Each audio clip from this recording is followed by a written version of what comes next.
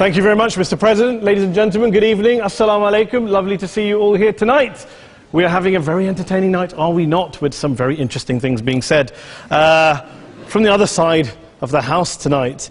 Let me begin by saying, as a Muslim, as a representative of Islam, I would consider myself an ambassador for Islam, a believer in Islam, a follower of Islam and its Prophet. So, in that capacity, let me begin by apologizing to Anne-Marie for the Bali bombings. I apologize for the role of my religion and me and my people, for the killing of Theo van Gogh, for 7/7. Yes, that was all of us. That was Islam, that was Muslims, that was the Quran. I mean, astonishing claims to make in the very first speech tonight, on a day like today, where the Conservative Prime Minister of the United Kingdom is having to come out and point out that these kind of views are anathema. And I believe you're trying to stand for the Labour Party to become an MP in Brighton. If you do, and you make these comments, I'm guessing you'll have the whip withdrawn from you, but then again, UKIP's on the rise, they'll take you, the BNP, they might have something to say about your views. This is what Mehdi Hassan always does. By the way, just on a factual point, since we heard a lot about the second speaker, about how backward we Muslims all are, on a factual point, you said that Islam was born in Saudi Arabia. Islam was born in 610 AD. Saudi Arabia was born in 1932 AD. So you were only 1,322 years off. Not bad? Not bad start there. Talking of maths, by the way, a man named Al-Khawarizmi was one of the greatest mathematicians of all time, a Muslim, worked in the golden age of Islam. He's the guy who came up with not just algebra, but algorithms. Without algorithms, you wouldn't have laptops. Without laptops, Daniel Johnson tonight wouldn't have been able to print out his speech in which he came to berate us Muslims for holding back the advance and intellectual achievements of the West, which all happened without any contribution from anyone else other than the Judeo-Christian people of Europe. In fact, Daniel David Levering, the author of the Pulitzer Prize-winning historian and author of The Golden Crucible, points out that there would be no Renaissance, there would be no Reformation in Europe without the role played by Ibn Sina and Ibn Rushd and some of the great Muslim theologians, philosophers, scientists in bringing Greek texts to Europe. As for this being our university, I will leave that to the imagination as to who is our and who is there. I studied here too. An astonishing set of speeches so far making this case tonight. A mixture of just cherry-picked quotes, facts and figures, self-serving, selective, a farrago of distortions, misrepresentations, misinterpretations, misquotations. Daniel talked about my article in the New Statesman, which got me a lot of flack, where I talked about the anti-Semitism that is prevalent in some parts of the Muslim community, which indeed it is. Of course, I didn't say in that piece that it was caused by the religion of Islam. In fact, modern anti-Semitism in the Middle East was imported from, finish the sentence, Christian, Judeo-Christian Europe, where I believe some certainly bad things happened to the Jewish people. In fact, Tom Friedman, Jewish-American columnist in the New York Times, told me in this very chamber last week that he believed, had Muslims been running Europe in the 1940s, 6 million extra Jews would still be alive today. So I'm not going to take lessons in anti-Semitism from someone who's here to defend the Judeo-Christian values of a continent that murdered 6 million Jews. Moving swiftly on. Yes. Absolutely. Well, I'm about to make that point. No, I'm about to make that point. You're right. I agree with you. I agree with you 110%. That is my point. I don't think Europe is evil or bad. I'm a very proud European. I don't want to judge Europe on that basis, but if we're going to play this gutter game where we pull out the Bali bombing and we pull out examples of anti-Semitism in the Islamic community, then of course I'm going to come back and say, well, hold on. I mean, look, let's be very clear. Daniel here was a last-minute replacement for Douglas Murray, who had to pull out. And Douglas and I have a well-documented differences, but to be fair to Douglas, as to be fair to Anne-Marie and to Peter, atheists. Atheists see all religions as evil, violent, threatening. What the problem I have with Daniel's speech is that Daniel comes here to run this robust defense of Christianity, forgetting that his fellow Christians, people who said they were acting in the name of Jesus, gave us the Crusades, the Spanish Inquisition, the anti-Jewish pogroms, European colonialism in Africa and Asia, the Lord's Resistance Army in Uganda, not to mention countless arson and bomb attacks on abortion clinics in the United States of America to this very day. I would like a little bit of humility from Daniel first before he begins lecturing other communities and other faiths on violence, terror and intolerance. But, no thank you. Some water. But I would say this, to address the gentleman's very valid point here, I'm not going to play that game. I don't actually believe that Christianity is a religion of violence and hate because of what the LRA does in Uganda or what Crusaders did to Jews and Muslims in Jerusalem when they took back the city in the 12th or 13th or whatever century it was.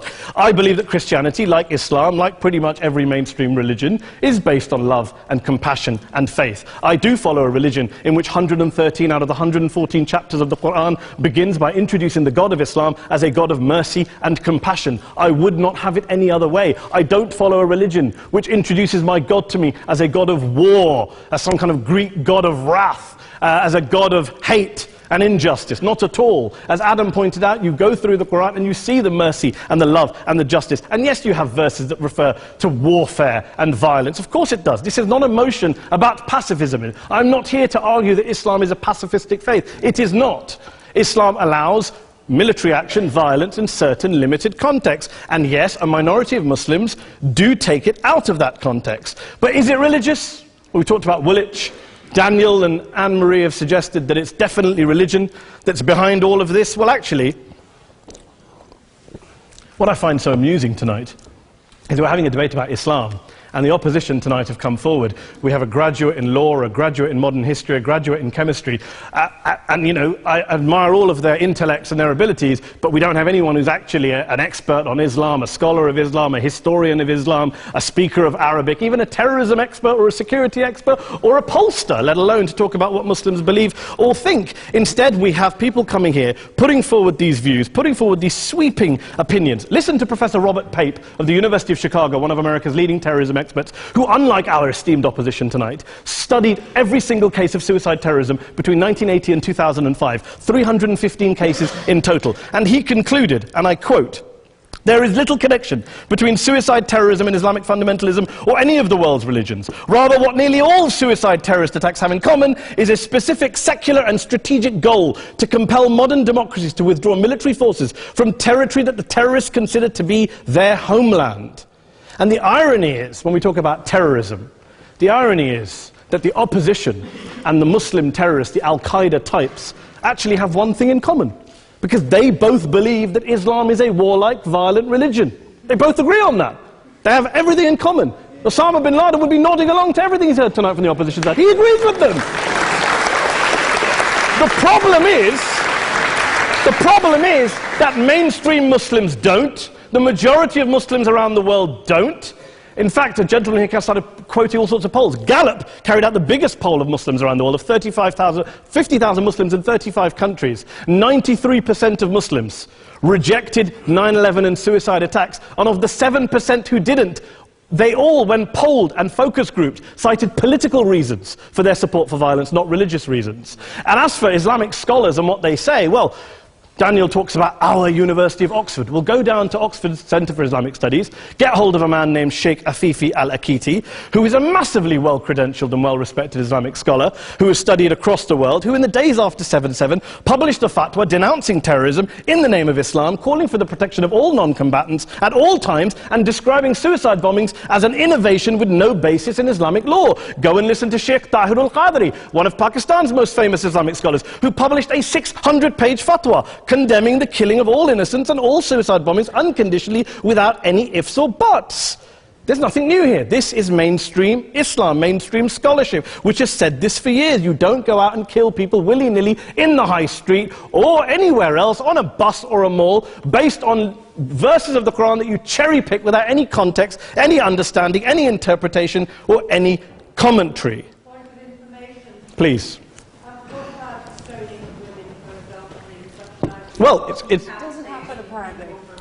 I didn't say it doesn't happen at all. I never said it didn't happen. I don't blame Islam. Yes, it's a very good point. And a lot of us are campaigning against that. And we're campaigning against it in the name of Islam. We're campaigning against it in the name of various interpretations of Islam. Anne-Marie comes and scares us with her talk of Sharia law. I would like to see the book of Sharia law. It doesn't exist. People argue over what Sharia law is. And you empower the extremists by saying there is only one version. You empower them all. I don't believe you took any interruptions, Anne-Marie, so I think you should stay there for a moment. Several countries. Here's what we're dealing with. Here's what we're dealing with. We are dealing, I took your point. Here we are dealing with a 1400-year-old global religion, followed by 1.6 billion people in every corner of the world, a quarter of humanity, of all backgrounds, cultures, ethnicities. And yet the opposition tonight wants to generalize, stereotype, smear, in order to desperately win this debate. And here's my question, if we're going to generalize and smear.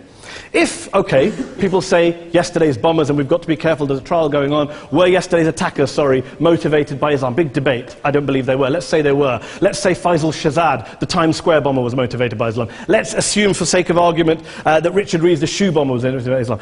If Islam is responsible for these killings, if Islam is what is motivating these people, and Islam is therefore not a religion of peace, a religion of war, then ask yourself this question: why aren't the rest of us doing it? Why is it such a tiny minority of Muslims are interpreting their religion in the way that the opposition claim they are? Let's assume there are 16,000 suicide bombers in the world. There aren't. Let's assume there are for the sake of argument.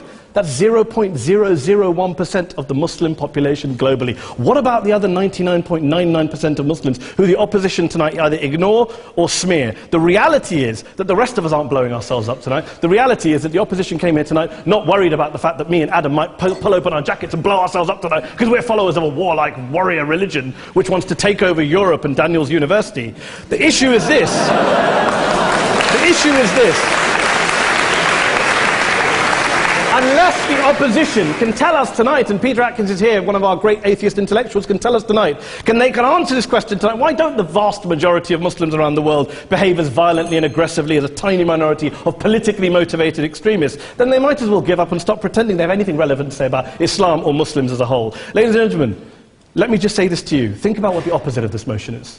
If you vote no tonight, think about what you're saying the opposite of this motion is. That Islam isn't a religion of peace, it's a religion of war, of violence, of terror, of aggression. That the people who follow Islam, me, my wife, my retired parents, my 6-year-old child, that 1.8 million of your fellow British residents and citizens, that 1.6 billion people across the world, your fellow human beings, are all followers, promoters, believers in a religion of violence. Do you really think that? Do you really believe that to be the case? They say that in the Oxford Union, the most famous debate was in 1933, when Adolf Hitler looked out for the result of the King and Country motion, where they voted against fighting for King and Country, and Hitler was listening out for the result. Well, tonight, 80 years on, there are two groups of people around the world who I would argue are waiting for the result of tonight's vote. There are the millions of peaceful, non-violent, law-abiding Muslims both in the UK, Europe, Asia, Africa and beyond, who see Islam as the source of their identity, as a source of spiritual fulfillment, of hope, of solace.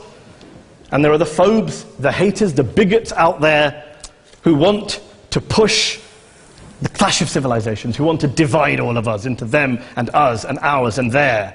Ladies and gentlemen, I urge you all not to fuel the arguments of the phobes and bigots. Don't legitimize their divisions. Don't legitimize their hate. Trust those Muslims who you know, who you've met, who you hear, who don't believe in violence, who do want you to hear the peaceful message of the Quran as they believe it to be taught to the majority of Muslims, the Islam of peace and compassion and mercy, the Islam of the Quran, not of Al-Qaeda. Ladies and gentlemen, I beg to propose this motion to the House. I urge you to vote yes tonight. Thank you very much for your time.